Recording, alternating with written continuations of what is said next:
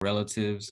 Um, it's good to be here today with you all. Um, my name is Anthony Utterback, and I'm a tribal member of the North Fork Rancheria Mono Indians. And I'm also a community organizer with a group called Central Valley Movement Building. And today I'm going to be talking to you guys about our program, our Native American Healthy School Climate Project. And so, I was born and raised in Fresno, and I came up in the Fresno Unified School District. And so I've had a lot of experiences, same experiences that our Native youth are going through today, talking about identity and belonging and self-worth in a school system that doesn't even know that Native people still exist. And that's the purpose of this project. That's the purpose of this movement that we're currently a part of, is to essentially, change the school system and make it a more positive education experiences for our Native students in the Central Valley. And so, I'm really happy to hear, we have some graduates, people moving on in their education, our young people doing good in school. And so I'm really glad to hear that and see our young people, getting a good education. And so I'd be really happy to learn more about that and, what I can do as a community member and as an organizer to support the parents, of the rancheria who get the TANF services. So again, it's really good to be here. So today I'm going to be talking to you guys about Central Valley Movement Building.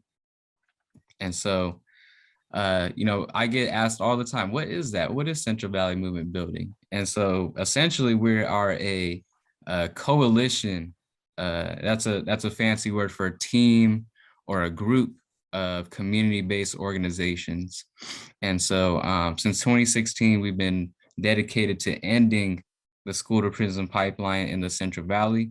Our Native American Healthy School Climate Project specifically focuses on engaging tribal communities in the Central Valley, get them involved in this movement to change school climate policies and promote better education experiences and wellness for Native American students and their families.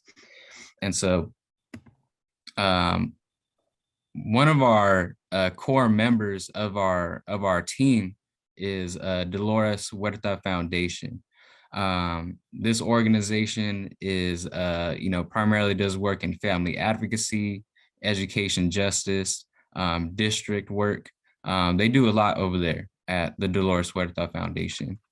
And another member of our core team is the Tower of Youth. They do media making, filmmaking, documentary skills with youth, primarily in Sacramento area, and also Black Parallel School Board. And so this is a group of Black and brown parents who worked with the Merced Unified, making sure, they're servicing the students in that area properly.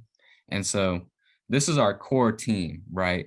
And so these are the main stakeholders, the key decision makers of Central Valley Movement Building. But right now we're changing our structure a little bit, where we want more parents and more community members involved and as the main, decision makers of this movement. And also we would love to see a Native organization, like Fresno American Indian Health Project or OVCDC or TANF as, part of the core team, because, we want the Native perspective and Native voices to be, integral and a pillar of this movement that we're doing. So again, CVMB, we're this group of community organizations who work together. And so we're in a very unique position to support students and support families. When there may be an issue going on in a district, or there's a project happening, it's not just Anthony, it's not just me supporting the community. It's not just me and our partners at Dolores Huerta Foundation. It's literally everybody, all of our partners, all of our our allies. We come together and do this work, and we pool our resources, we pool our knowledge together.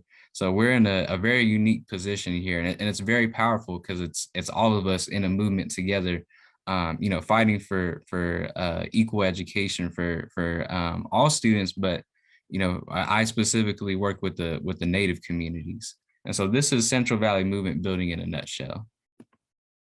And so these right here, we call them our 5 principles of engagement. They're really our approach to organizing and working with communities. These are essentially our norms, right? So norms that we follow and abide by when, working with families, working with parents, so we can do this work in a good way. And so I could read these off to you guys real quick. So first principle of engagement. 1, we agree to prioritize working with base building groups that are organizing those who are most impacted and marginalized by school pushout and criminalization. And so the most impacted by the school system are the parents and the students. And so our priority is working with those, with the youth and with their families, so that their voices are heard, and they get to see the change that they want to see in their school, so they could have a positive education. Number 2, we understand the importance of working with groups that engage with students, parents, community members through service, advocacy, cultural work, and healing. We are willing to challenge the systems and structures that are accountable for the practices that have contributed to the school to prison pipeline. Number 3, our capacity building work is centered on supporting local work around school discipline with the vision towards following larger goals. So our North Star is always education, focusing on creating better education systems in the Central Valley. But we also have, other goals down the line that we would want to address, including ending racial disparities, redefining public safety, ending mass incarceration, and breaking the cycle of poverty. Number 4, there's a mutual interest in working together. There is no hidden agenda, only a strong belief that in order to make a real impact in California, we need strong organizing and a statewide vision that's rooted in relationships across our regions and districts. So it's really important, this norm, this principle of engagement here, because there have often been times where people will want to join, our team, join this coalition known as CVMB, for their own personal gain, for their own personal benefit. And we're not here for that. We're here to help the people and work with the people. And so there has to be that mutual agreement that that's what we're here for, is to create change and work for the people. Number 5, we're committed to working together in a way that does not create dependence on expertise outside the region, but helps build connections between people, information, and resources that will help build the capacity for leadership in the Central Valley. And so what this means is, again, like I said, CVMB is this movement of parents, organizations, community members, and we're all working together, with our own set of experiences, our own set of skills, knowledge, resources. We work together and we use all those things together. We pull them together without having to rely on somebody else to do this work for us. We do it together. And so, again, these are our norms, and basically there are our guidelines for doing this work in a good way. So those are the 5 principles of engagement. And so I like to see if anybody can, in the chat, what's your experience with the school to prison pipeline, or are you familiar with the school to prison pipeline? So on a scale of 1 to 5, 1 being I know nothing about the school to prison pipeline, and 5 being like, oh, I've heard of this, I know some stuff about it. I like to see some folks type that in the chat for me. So again, 1 being haven't heard of it before, never heard of it. 5 being like, yeah, I've heard of that, and I know, I'm familiar with it. Or if you guys want to just turn your video on real quick and show like a hand signal, I'll record that and show that also. Oh yeah, that'll work too.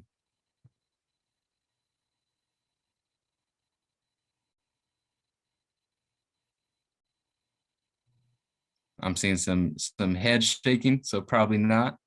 What was the question again? Sorry, the question was if you've ever heard of the school to prison pipeline.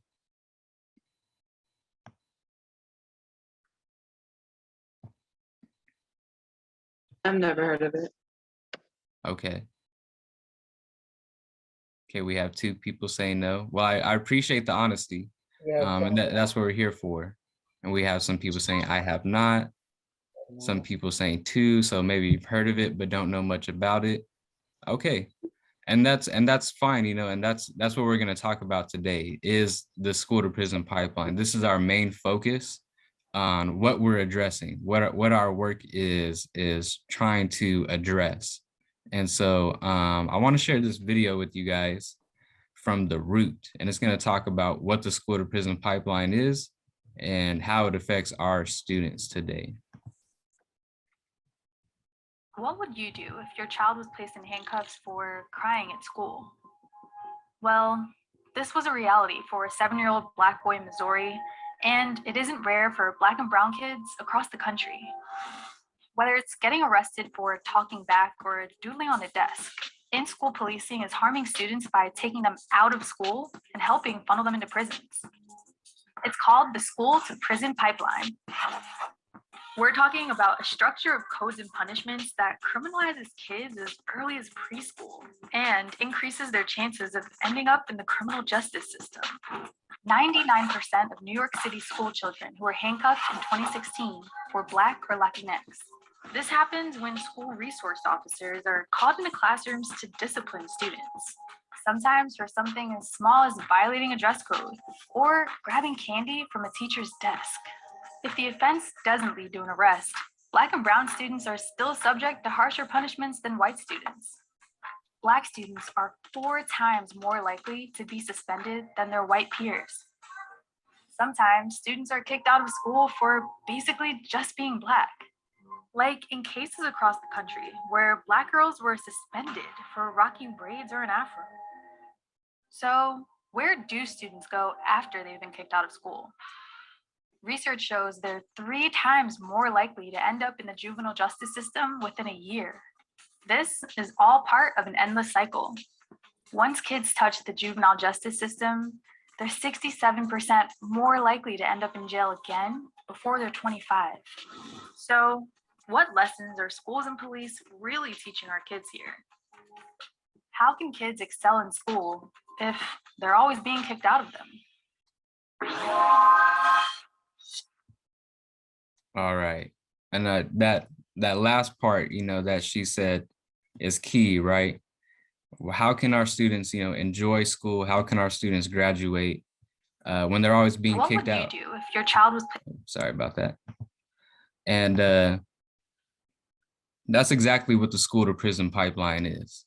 It's a system of school policies and practices that you know, rather than looking at the root issue of students who might be, you know, misbehaving or acting out, getting into trouble, rather than providing real support, you know, the schools, you know, the way they handle these situations is to kick them out of the classroom. So suspend them, expel them, even arrest them. You know, there's a lot of Native students who have been arrested in California schools, you know, for as simple things as, you know, talking back to a teacher because a teacher felt threatened by them. And so this book right here, The School to Prison Pipeline, Structuring Legal Reform, this is a really good resource because it talks more into the legal side of the school to prison pipeline. It was put together by a group of scholars and attorneys. And I got this quote from the book that does a pretty good job of summing up what the school to prison pipeline is.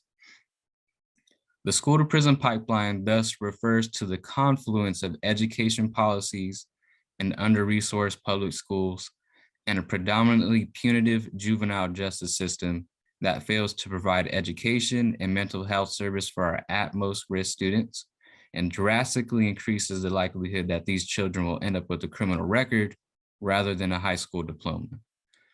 So it's a very powerful quote, but in summation, what this book is saying is that the practices and policies that the school system upholds is doing more harm to our youth than helping them. The school to prison pipeline affects a lot of students, not just Native students, the Black students, Latino students, students with disabilities, LGBTQ plus students.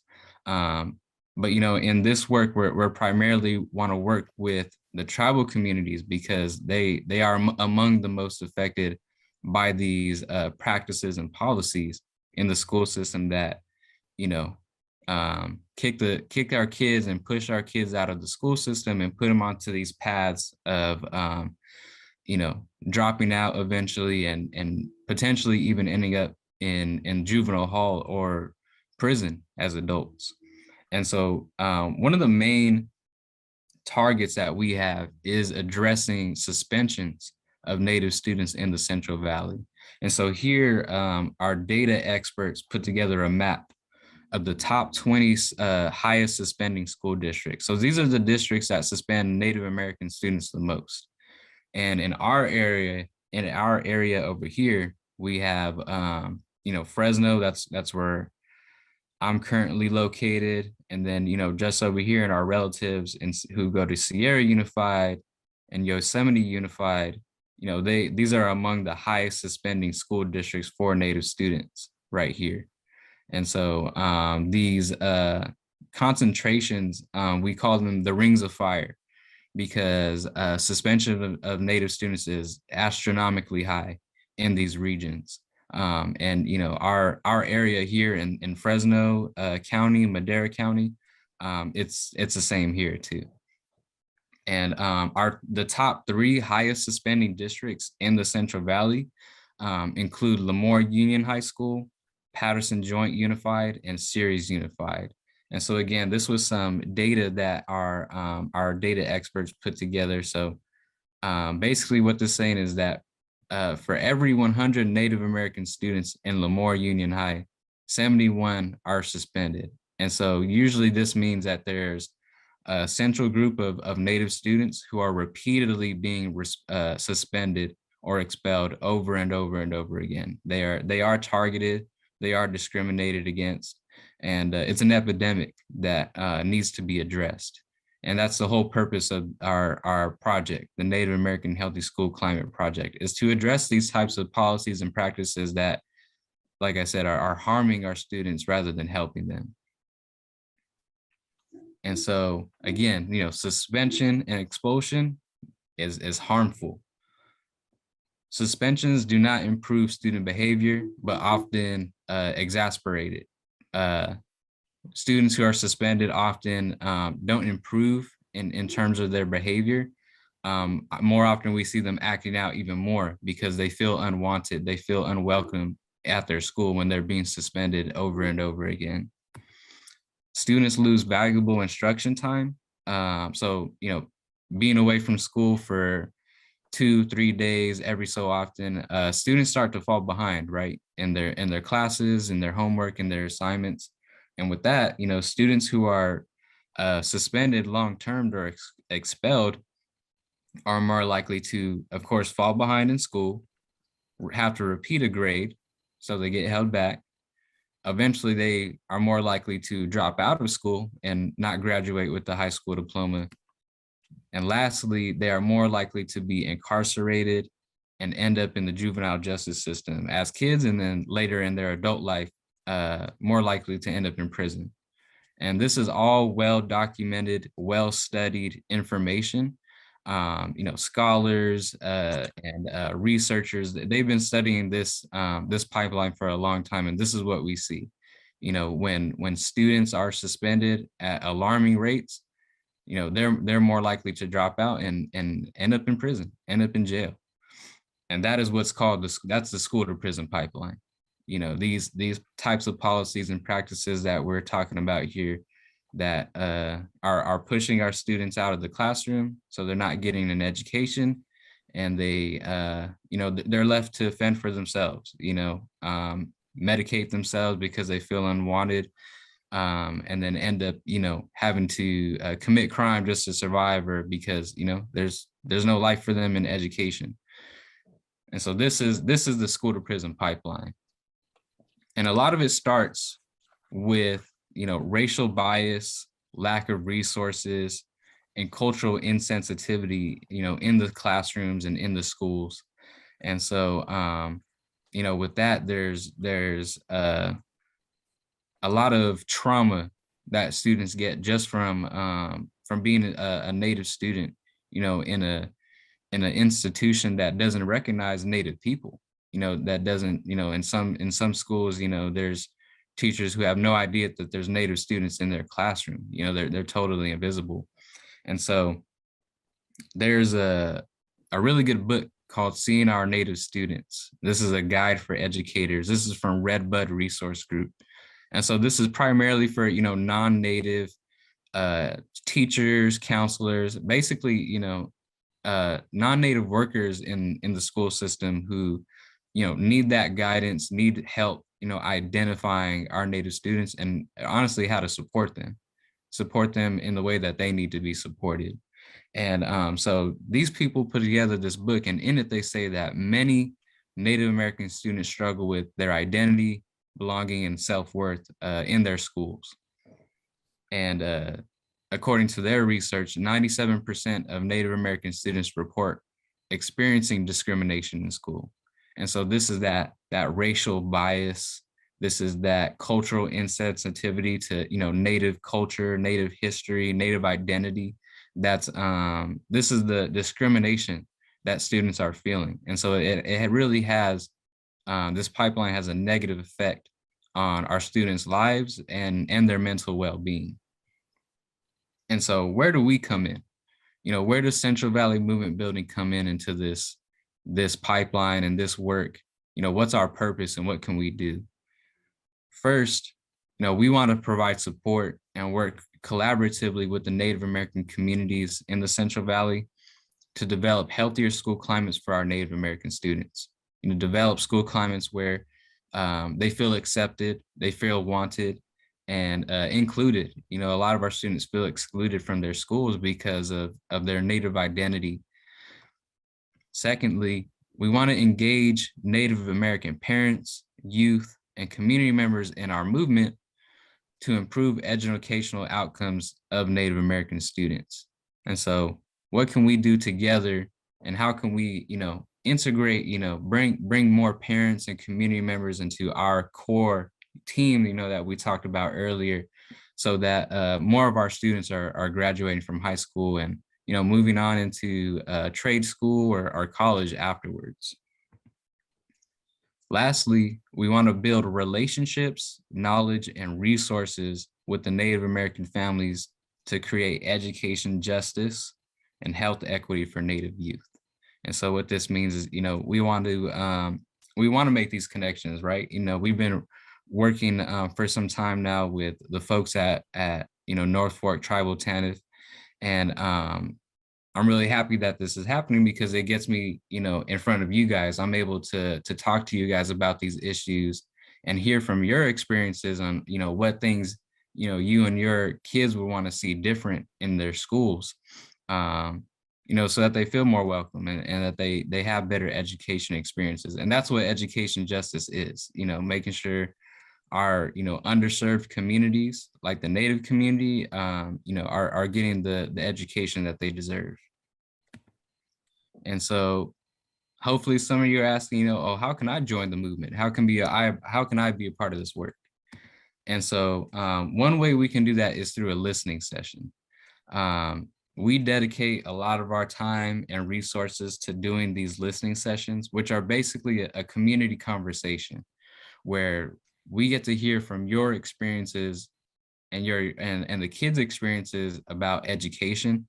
And it's a good opportunity for us to document those things and to learn, like, where can we provide support? Like what projects and what movements can we work on together? So this is usually the initial conversation to open things up and learn together. Secondly, we can do know your rights trainings. These are workshops where, we educate parents and students about their rights. the rights for students with disabilities, or the rights for students who are unlawfully detained or arrested on campus, students who are, long-term suspended or expelled for illegitimate reasons. And so these are powerful workshops that we could do, that we could definitely work on together.